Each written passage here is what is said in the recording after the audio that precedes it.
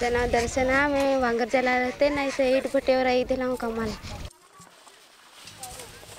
200 रुपये दिवसाची रोजी आहे. सकाळी 8 वाजता तर 10 वाजता हुरून 12ला सुट्टी, 2 वाजता लागायचा आणि सांजची 6 वाजता सुट्टी. 14 वर्ष चालू होतात. तेवढ्यात मी इटावर होतो आईच्या घरी.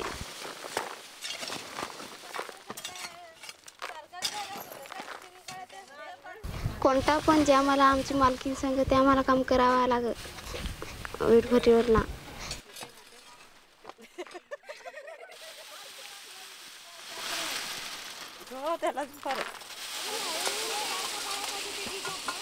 सगळ्यात जास्ती त्रास होत होता तो माता बालक, म्हणजे महिला ज्या गरोदर आहेत किंवा ज्या स्तनदा माता आहेत,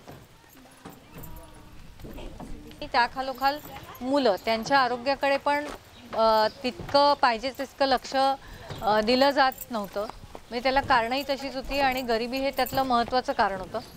परंतु काही असलं तरी माता आणि बालक हा एक दुर्लक्षित घटक होता, वल्नरेबल सेक्शन आपण ज्याला म्हणू शकतो तसा.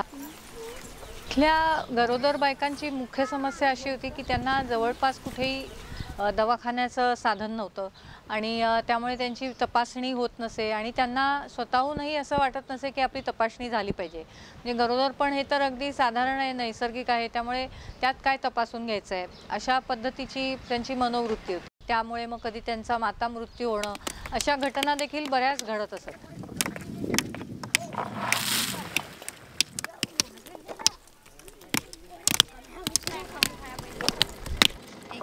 त्या सगळ्यावरती एक महत्त्वाचा उपाय हाच होता की अशा बायकांची तपासणी झाली पाहिजे. त्यांच्या काही त्रास असतील तर त्यासाठी योग्य त्या वेळेत निदान होऊन त्याचा उपचार झाला पाहिजे. तर ह्या दृष्टिकोनातूनच आपण हे 95 पासनं मोबाईल म्हणजे फिरत्या दवाखान्याची जी सेवा आहे ती द्यायला सुरुवात केली. इथे त्यानंतर आमची फिरत्या दवाखान्याची बरीच गावं आम्ही हळूहळू कव्हर करायला सुरुवात केली.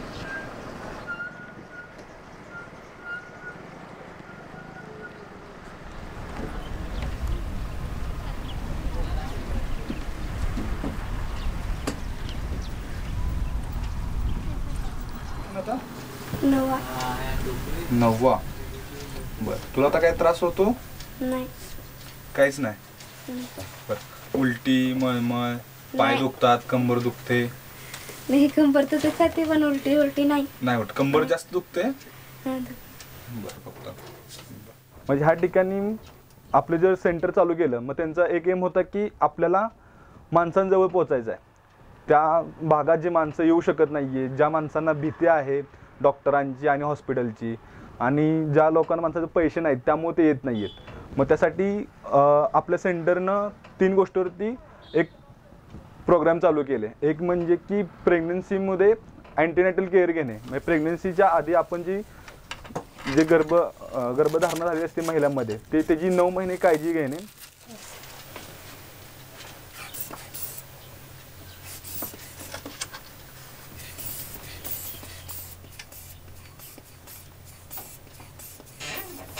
इथे आम्ही ANC मातांचं कसं चेकअप करायचं, म्हणजे पोटावरून किती आठवडे आहे किंवा मग त्यांचं पल्स किती असावं, BP किती असावं, ह्याची सर्व माहिती आम्हाला ट्रेनिंगद्वारे दिलेली आहे. 2 वीक्स वगैरे सोय करून ठेव व्यवस्थित, कपडे धुतलेले वगैरे ठेव.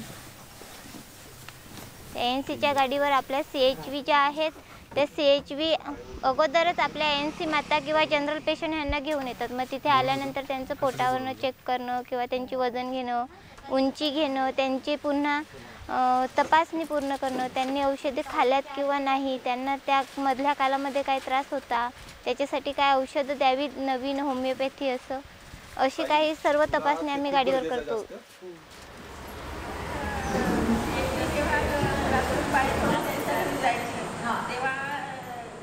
कम्युनिटी हेल्थ व्हॉलेंटियर्स म्हणजे ज्या आपण आपल्या गावातल्या ज्या महिला आहेत तर त्या कमीत कमी 7वी पास झालेल्या महिला आणि ज्यांचं लग्न होऊन त्या आता गावात राहत आहेत अशा महिला यांना आम्ही गावांच्या मीटिंग्समध्ये त्यांचं सिलेक्शन केलं आणि मग त्यांना आपण एक छोटं ट्रेनिंग प्रोग्राम आखला की ज्याच्यामध्ये त्यांना 6 महिने आम्ही इथे बोलवायचो आणि 6 महिन्यांमध्ये त्यांना काही गोष्टी शिकवायचो की आरोग्य म्हणजे काय.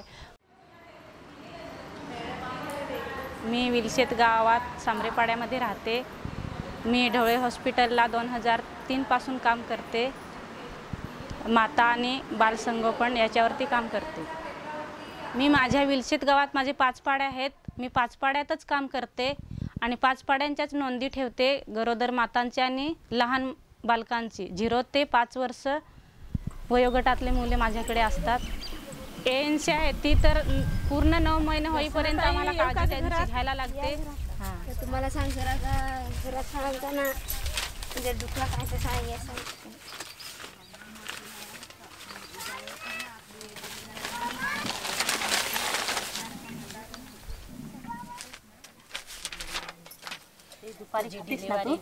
चावून खायची ना. हां चावून खायची. पाण्यात खालीच तरी पण म्हणजे पाण्यात गिळता नाही पटकन येईल ना त्याच्यासाठी चावून खायची.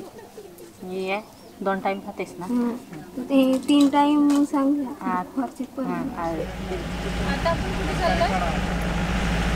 इथेच अजून एक ठिकाणी इथे थांबायचं आहे. मागचं गावठण होतं. हां मागचं गावठण. आता कुठल्या पाड्यावर चाललोय? हातने पाटील पाड. ये अरे रडू नको, आम्ही काय नाही तुला करणार.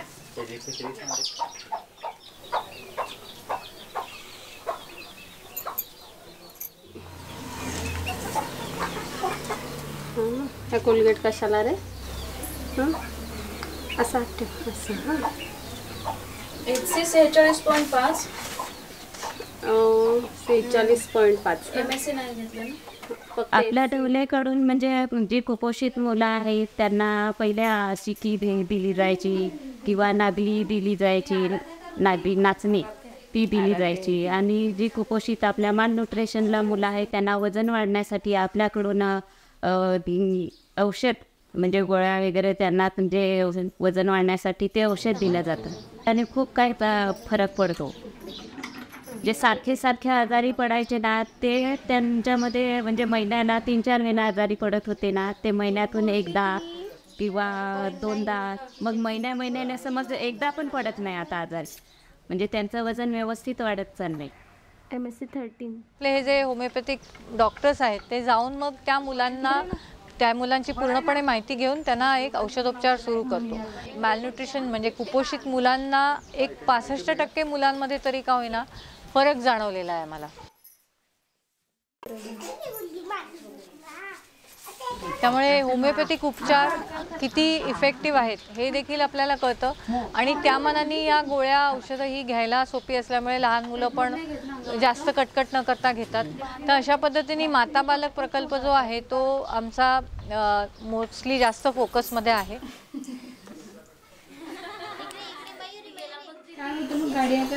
गाडी आली का वजन घेतात, उंची घेतात, मग पावडर घेतात.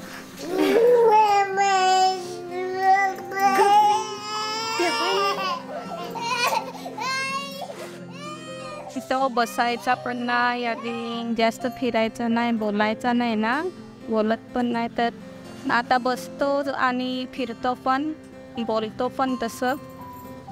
आणि वजन पण थोडं वाढत चाललं. माझ्या पुरीचं वजन कमी होता. आता डेव्हलपपासून गाडी आहे ना हर्षाने सांगितला का नाव द्या गाडी येते वजन वाढत. त्यासाठी मी नाव दिला असा. तर मग पोरीला माझी औषधं चालू केली तर जरा वजन असा वाढला.